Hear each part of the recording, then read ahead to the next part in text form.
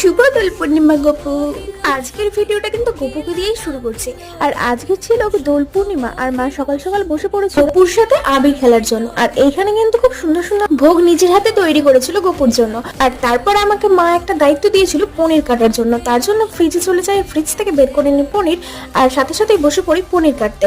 কারণ আজকে হচ্ছে মঙ্গলবার, আর তার জন্য আজকে আমাদের বাড়িতে হবে নিরামিষ খাবার দাবার, আর সেই জন্যই এইসব সরঞ্জাম। আর তারপর কিন্তু মা এখানে ভাজছিল পকোড়া, তো দেখেই জিভে জল চলে আসছিল। আর তারপর কিন্তু পনিরটাও রান্না হয়ে গিয়েছে, তোমরা দেখতে পেয়ে নিলে। আর এখানে আমাদের সস দিয়ে আমরা খেতে স্টার্ট করে দিয়েছি আমাদের পকোড়া। জাস্ট অসাধারণ হয়েছিল স্বাদটা।